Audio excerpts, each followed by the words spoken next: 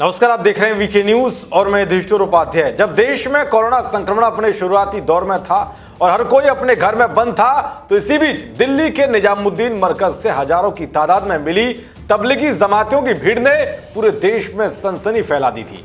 जिसके बाद तो कोरोना के मामले दिन रोज बढ़ते गए और कोरोना संक्रमण फैलाने में सबसे बड़ा हाथ भी जमातियों का ही माना जा रहा था, क्योंकि इनमें से कई जमाती ऐसे थे जो विदेशों से आए थे और संक्रमित थे, जिसके कारण संक्रमण का प्रसार भीड़ में तेजी से हुआ।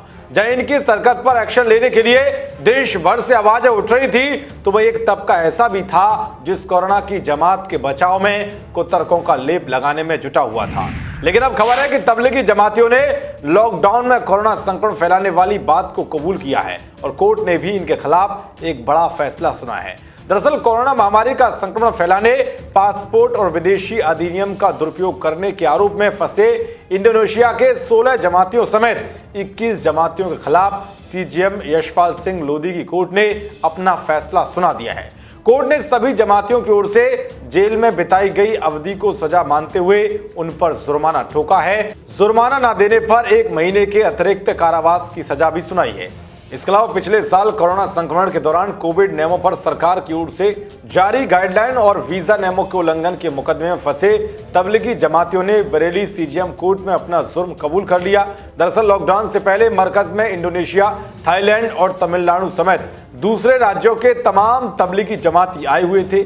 लॉकडाउन लगने पर ये सभी धार्मिक स्थल से भाग गए। मुरादाबाद पुलिस ने लॉकडाउन के दौरान ठाकुर द्वारा के एक धार्मिक स्थल से इंडोनेशिया के 8 जमातियों को गिरफ्तार किया था। वहीं नगीना पुलिस ने 30 मार्च 2020 को एक धार्मिक स्थल से 8 इंडोनेशिया के और 5 बिजनौर के जमातियों को गिरफ्तार किया था। पुलिस ने इंडोनेशिया के जमातियों पर महामारी अधिनियम के साथ पासपोर्ट और विदेशी अधिनियम में भी कार्रवाई की थी। जेल में रहने के बाद जमानत पर रिहा हुए तबलीगी जमातियों ने कोरोना महामारी फैलाने के आरोप से डिस्चार्ज करने की अर्जियां दी थी, जिसे खारिज कर दिया गया था। इसके बाद इंडोनेशिया और बिजनौर के जमातियों ने अदालत में अपना जुर्म कबूल कर कम से कम सजा देने की गुहार की। इस पर कोर्ट ने जेल में बिताई सजा की अवधि को ही दंड माना, लेकिन सभी धाराओं पर अलग अलग जुर्माना लगाते हुए जमातियों को दंडित किया है।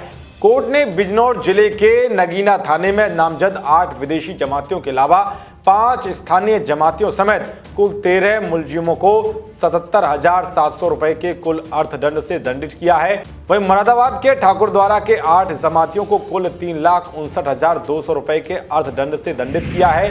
दरअसल जमातियों की ओर से कोविड नियमों के उल्लंघन का यह मामला बहुत ज्यादा चर्चाओं में रहा था और इस मामले में कई जमातियों की गिरफ्तारी की गई थी। देश और दुनिया की तमाम खबरों को पाने के लिए देखते रहिए वीके न्यूज। नमस्कार।